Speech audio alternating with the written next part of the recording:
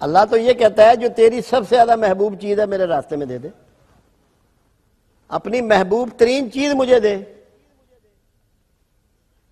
تو اس وقت ان کے پاس سب سے محبوب چیز کیا تھی؟ ان کا بیٹا، اکلوتا بیٹا، 98 سال کی عمر میں ملا ہوا بیٹا۔ تو جس چیز سے سب سے زیادہ محبت تھی اس کو دیا۔ ہم 20,000 کا بکرا دے کے سمجھتے ہیں کہ بڑا تیر مار لیا۔ آج ہم کیا کر سکتے ہیں؟ اب بیٹے کو آپ اللہ کی راہ پہ لگا سکتے ہیں۔ اللہ کی راہ میں نہ لگائیں، اللہ کی راہ پہ لگا دیں۔ اس کو کہیں کہ یار تو تعلیم ضرور حاصل کر، مگر اللہ کے پروگرام کو بھی لے کے آگے چل، اگر آپ قربانی دینا چاہتے ہیں۔ بکرے سے نہیں بات بنے گی، یہ تو روایت ہے۔ جس سے آپ محبت کرتے ہیں، جس سے آپ کو بڑی چاہت ہے، جس کے ساتھ آپ کا مستقبل وابستہ ہے، کہ تو یار رب دے کام تے لگ جا۔ ایک یہ قربانی ہے، اور دوسری ایک اور اس کے بعد آپ کی چاہت کیا ہے؟ آپ کی خواہش نفس، جس کے تحت آپ نے روپ بنایا ہوا ہے، بزنس کر رہے ہیں، معاملات کر رہے ہیں، ڈیلنگ کر رہے ہیں، بچے بیاہ رہے ہیں، تعلقات ہیں۔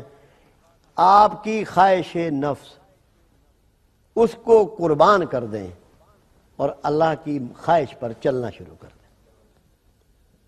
بکرے سے نہیں بات بننی، بات بنے گی قربانی، جس چیز سے چاہت ہے، جس سے محبت ہے، اس کی قربانی۔ تو اس کی قربانی کیا ہے؟ آج ہم سب لوگ اپنی چاہتوں کے مطابق زندگی گزار رہے ہیں، اللہ کے باغی بن گئے، اللہ کے نافرمان ہو گئے۔ اللہ کی نافرمانی اور بغاوت چھوڑ کے اس کے فرما بردار ہو جائیں اور اس کی چاہت پر چلنا شروع ہو جائیں، آپ کی قربانی پوری ہو جائے گی۔ یہ تو صرف ایک رسم، تاکہ اللہ کو اتنا عمل پسند آیا ابراہیم خلیل اللہ کا کہ قیامت تک کے لیے اللہ نے ان کے اس فعل کو جاری کر دیا، تاکہ ابراہیم خلیل اللہ کی یاد رہے۔ اب آپ سوچئے، یہاں پھر حاجرہ علیہ السلام کا کریکٹر ہے کہ بیٹے کو اپنے ہاتھوں سے دے رہی ہیں کہ جب اللہ کی یہ مرضی ہے تو لے جا اس کو۔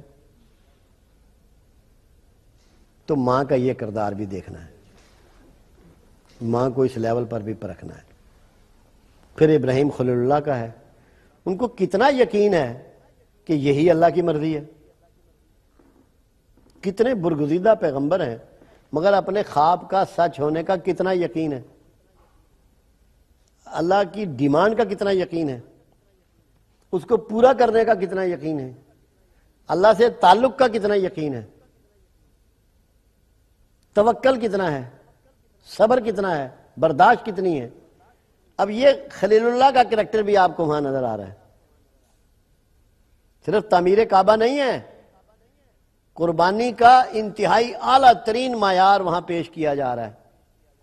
ہم تو اللہ کے لیے 2,000 روپیہ دینے کے لیے تیار نہیں، انہوں نے اپنا چہیتا اور پیارا بیٹا دے دیا۔ ان کو کیا معلوم تھا کہ دمبا آ جائے گا؟ کیا اللہ نے ان کو ایسا بتایا تھا؟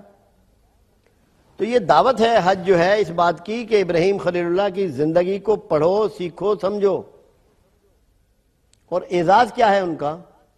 دنیا کے تمام انسانوں کے سردار ابراہیم خلیل اللہ ہیں، رسول اللہ صلی اللہ علیہ وسلم انبیاء کے سردار ہیں، مگر انسانوں کے سردار ابراہیم خلیل اللہ ہیں، کیونکہ جو کریکٹر کا انہوں نے اظہار کیا ہے اللہ کے ہاں ان کو ایسی ہی مرتبت ملنی چاہیے تھی۔ تو اگر آپ چاہتے ہیں کہ انسانوں میں آپ کو امامت مل جائے، انسانوں میں آپ کو عزت مل جائے، انسانوں میں آپ کو چدراہ مل جائے، انسانوں میں آپ کو سرداری مل جائے، انسانوں میں آپ معزز ہو جائیں، رشتہ داروں میں آپ معزز ہو جائیں، کاروباری حلقے میں آپ معزز ہو جائیں، قربانی کو سیکھ لیں۔ نقصان پر بھی اللہ کی فرما برداری ایسے ہی کریں جیسی منافع پر۔ تو اگر آپ نے اللہ کی فرما برداری کو اپنا لیا اور نقصان کی پرواہ نہ کی، اپنے افکار، اپنی سوچوں کو اللہ کی راہ میں قربان کر دیا، خواہش نفس کو قربان کر دیا، تو جس طرح اللہ نے ابراہیم کو معزز کیا، آپ کے معاشرے میں آپ کو معزز کرے گا۔ کرنا آپ نے بکرے سے نہیں ہوگا، وہ صرف روایت ہے، ایک سمبولک بات ہے، مگر جو اس کے پیچھے کوڈ ہے اس کو سیکھنا پڑے گا، اس کو سمجھنا پڑے گا، اس کو اپنانا پڑے گا۔ تو اگر ادھر ہم نہ گئے اصل منزل کی طرف، اصل راستے کی طرف، تو یہ قیامت تک رسم و رواج چلتے رہیں گے، حاصل کچھ نہیں ہوگا۔ نہ ڈپریشن ہوا، نہ فرسٹریشن ہوئی، نہ نیند کی گولیاں کھانی پڑی، نہ بہن بھائیوں میں جھگڑا ہوا، نہ بہن بھائیوں کے مقدمے عدالتوں میں چلے، نہ پڑوسیوں سے کسی کی لڑائی ہوئی۔ کیوں؟ جو سامان آیا فتنے آئے۔ جب فارس فتح ہوا اور بہت سامان آیا، جو جہاں جنت البقیع کی طرف جو حصہ ہے وہاں سامان اس طرح اٹ گیا، ڈھیر لگ گئے، تو امیر المومنین عمر فاروق رضی اللہ تعالیٰ عنہ کو بلایا گیا کہ آئیے اور تشریف لائیے اور سامان دیکھیے۔ جب آپ نے سامان دیکھا تو دھاڑے مار کے رونا شروع کر دیا۔ پنجابی یونیورسٹیاں نے ٹاواں مار کے کہ امیر المومنین اتنی خوشی کا موقع، فارس فتح ہوا ہے، مال غنیمت کے ڈھیر ہیں، اور آپ اس طرح رو رہے ہیں۔ فرمایا تمہیں سامان نظر آ رہا ہے اور مجھے ان سے چپٹے ہوئے فتنے نظر آ رہے ہیں۔ اللہ کے رسول سے بڑھ کے کون جانتا تھا کہ سامان کے ساتھ فتنے جڑے ہوئے ہیں؟ کتنے جوڑے کپڑے تھے میرے آقا کے پاس، کتنے جوڑے جوتے تھے میرے آقا کے پاس، کتنے جانور تھے میرے آقا کے پاس، کتنی اونٹنیاں تھیں میرے آقا کے پاس، کتنی تلواریں تھیں میرے آقا کے پاس، کتنے بڑے بستر تھے، کتنا بڑا گھر تھا۔ کبھی غور کیا؟ ہم سب جنت میں بھی جانا چاہتے ہیں، رسول اللہ کا دیدار بھی چاہتے ہیں، ان سے ملاقات بھی چاہتے ہیں، مگر ان کے کسی طریقے کو اپنانا نہیں چاہتے۔ کتنے عظیم لوگ ہیں ہم۔ اب دنیا میں تحریکیں چل رہی ہیں، کیونکہ جتنے ماہر نفسیات ہیں، ذہنی امراض کے ماہرین ہیں، وہ اس نتیجے پہ پہنچ چکے ہیں کہ جب تک زندگی میں سامان کم نہیں ہوگا، دماغی اور ذہنی بیماریاں کم نہیں ہوں گی۔ اب پورے ویسٹ میں یہ تحریک چل رہی ہے کہ کم سامان کے ساتھ زندگی گزارو۔ آپ اگر سوچیں کہ آپ کے اگر 4 مکان ہیں اور ایک آدمی کا ایک ہے، دونوں میں سکھی کون ہے؟ 6 گاڑیاں ہیں آپ کی، اس کے بعد ایک بائک ہے۔ سامان سے آپ دیکھیں، کیونکہ اس سے ذمہ داری بڑھتی چلی جائے گی، آپ کی انوالومنٹ بڑھتی چلی جاتی ہے، آپ کا آرام اور نیند کم ہوتی چلی جاتی ہے، سکون اور راحت کم ہوتی چلی جاتی ہے۔ تو کوشش کریں کہ مختصر سامان رکھیں۔ میں اس میں بھرپور کوشش اپنی کرتا ہوں۔ مجھے بعض اوقات گفٹ میں کپڑے آ جاتے ہیں، باخدا میں فوراً تقسیم کرتا ہوں کہ میں اتنے جوڑے کپڑوں کو کیا کروں گا۔ مجھے کوئی جوتا ایکسٹرا دے دے، تحفے میں دے دے، یا کوئی میرے لیے کوئی گفٹ مجھے دے دے، میں اس سے پہلے ایک اور جوتا اس سے پہلے نکال دیتا ہوں کہ اس کی تعداد میرے پاس نہ بڑھے، کیونکہ میرے ذہن میں ہر وقت آقا کی سنت، آقا کا طریقہ ہوتا ہے کہ میرے سرکار کے پاس کتنا سامان تھا۔ جو لوگ دعویٰ کرتے ہیں نا محبت رسول کا، کم از کم زندگی رسول تو اپنا لیں، کم سے کم اس کی سٹڈی کر لیں، اس کو پڑھ لیں۔ کتنا کھاتے تھے میرے آقا؟ چند کھجوریں، تھوڑے سے ستو، تھوڑے سے جو، تھوڑا سا پانی۔ غار حرا میں پورا مہینہ رہتے تھے۔ کیا ہوتا تھا ان کے پاس وہاں؟ کہ جو غلام تھا وہ تھوڑے سے ستو اور تھوڑا سا پانی لے آتا تھا یا جو دے آتا تھا۔ ان کی صحت میں کوئی خرابی آ گئی تھی کم کھانے سے؟ جتنے دنیا میں عظیم لوگ ہوئے ہیں، انہوں نے انتہائی سادہ اور کم سامان کے ساتھ زندگی گزاری ہے۔ اگر یہ آپ کریں گے، بلڈ پریشر، شوگر، بیک ایک، شیٹیکا، نیند کی خرابی، یہ سب ٹھیک ہو جائے گا۔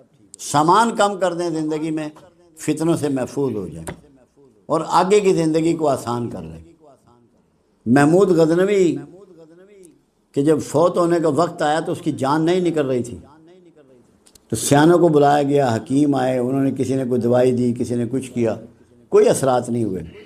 ایک درویش کو بلا لیا گیا، بابے کو، کسی کو، اس نے کہا بھائی کیا کریں، بادشاہ کی جان نہیں نکل رہی، بڑی پریشانی میں ہیں۔ کہنے لگے جو یہ انڈیا سے ہیرے جواہرات لایا تھا وہ سامنے ٹوکروں میں رکھو، اس کے سامنے۔ وہ جیسے ہی ٹوکرے لا کے رکھے گئے، اس کی جان نکل گئی، کیونکہ دھچکا لگا نا کہ یہ سب کچھ میں چھوڑ کے جا رہا ہوں۔ تو سامان اتنا رکھو کہ چھوڑ کے جانے میں دقت کوئی نہ ہو، تاکہ بہترین زندگی گزارو، صحت مند، خوشگوار۔ میں نے سیلاب میں ایک آدمی کو ایک دفعہ کہتے ہوئے سنا، اس کے پاس ایک چرپائی تھی صرف، تو لوگ رل رہے تھے، سامان بہہ رہا تھا اس کا جہلم میں، باخدا بندہ فوت ہو گیا، نام نہیں میں لوں گا اس کا۔ وہ کہنے لگا مجھے آج پتہ لگا غریبی کا مزہ کہ میرا تو کچھ بھی نہیں پیر اڑدا، میرا تو کچھ بھی نہیں بہ رہا، میں تو آرام سے چارپائی پہ لیٹا ہوا ہوں۔ کم سامان کے ساتھ زندگی گزاریں، اللہ سے دوستی کر لیں۔ کیا سامان ہوتا ہے اللہ والوں کے پاس؟ داتا صاحب کتنا بڑا نام ہے، کیا تھا ان کے پاس؟ ایک مصلی، ایک لوٹا، ایک تسبیح جو وہ لے کے آئے اور یہی لے گئے۔ تو یہ آپ سمجھ لیں، بات کو سیکھ لیں، سامان کو کم کریں، خاص کر مستورات یہ سامان میں ہی پکڑی جائیں گی اللہ کے گھر۔ ان کے بیڈوں کے نیچے 100 جوڑا جوتے پڑا ہوا ہے، ان کی الماریوں میں 300 جوڑے کپڑے پڑے ہوئے ہیں، ہر فنکشن کے لیے ان کو نیا کپڑا چاہیے، جیسے انہیں فنکشن سے نکال دیا جائے گا۔ ان کو کوئی خوف نہیں آتا کہ ہم اللہ کو ناراض کر رہی ہیں اس کے چکر میں۔ اللہ کہہ رہا ہے میں رب العالمین ہوں، رب کہتے ہیں پالنے والے کو۔ احسان مندی کا تقاضا یہ ہے کہ جو ہمیں پال رہا ہے اس وقت سے پال رہا ہے جب ہم کروٹ نہیں لے سکتے تھے، اپنا پیشاب نہیں دھو سکتے تھے، اپنا پخانہ صاف نہیں کر سکتے تھے، اپنے گیلے بستر سے نہیں ہٹ سکتے تھے، ہل بھی نہیں سکتے تھے۔ تو وہ کتنا مہربان ہے جس نے ہمیں اس معذوری اور محتاجی میں پال کے جوان کیا، ہمیں سارے آزاد دیے، ہنر دیا، طاقت دی، علم دیا، حکمت دی، دانائی دی، سب کچھ دیا۔ اس سے محبت نہیں کرو گے تو کس سے کرو گے؟ اور لگاتار دے رہا ہے۔ 100 روپے کو کسی کو دے دے تو 20 دفعے وہ سلام کرتا ہے۔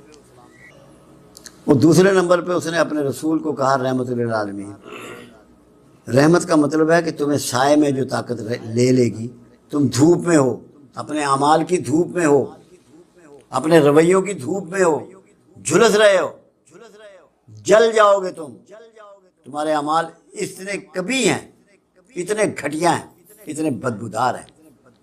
تو وہاں صاحبان موجود ہے، اس صاحبان کا نام محمد رسول اللہ صلی اللہ علیہ وسلم ہے۔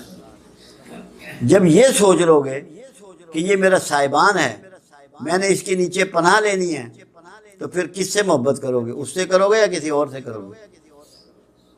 پھر ایک بات اور سمجھ لو، راتوں کو اٹھ کے کملی والا روتا ہے آپ کی بہتری کے لیے، آپ کی عافیت کے لیے، آپ کی فلاح کے لیے۔ جو اتنی محبت دے رہا ہے اس کو ریٹرن میں کیا دو گے؟ صرف نعرے یا محبت؟ اس کا ریٹرن تمہیں کچھ تو دینا ہوگا۔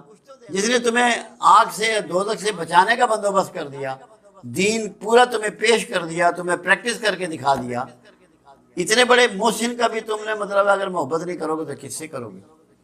یہ استقامت تب آئے گی جب آپ ان چیزوں کو عملاً سوچیں گے، غور کریں گے ان پہ کہ میرا حق کیا ہے، میں کیا کچھ نہ نشاور کر دوں کملی والے پہ، میں سب کچھ نشاور کر دوں اپنے مالک پہ۔ یہ غور کرنا ہے۔ یہ تب ہوگا جب آپ قرآن سے جڑیں گے، رسول اللہ صلی اللہ علیہ وسلم کی سیرت سے جڑیں گے، اس کو پڑھیں گے، اس کی معلومات کریں گے، اس کو پریکٹس کرتا ہوا دیکھیں گے، پھر آپ کی محبت بڑھتی چلی جائے گی۔ اب جیسے اگر آپ کو یہ پتا ہو کہ اب رسول اللہ نے آپ کی شفاعت نہیں کرانی تو آپ کی کبھی محبت نہیں بڑھے گی۔ آپ کو یقین ہونا چاہیے کہ میری شفاعت کرانے والا موجود ہے، جس نے مجھے دوزخ میں جانے سے بچانا ہے، آگ سے بچانا ہے، اتنا بڑا محسن انسانیت ہے۔ تو آپ کو محبت تو از خود ہی ہو جائے گی، کیونکہ آپ تو چھلانگ مار رہے ہیں دوزخ میں، آگ میں کودنے والے ہیں۔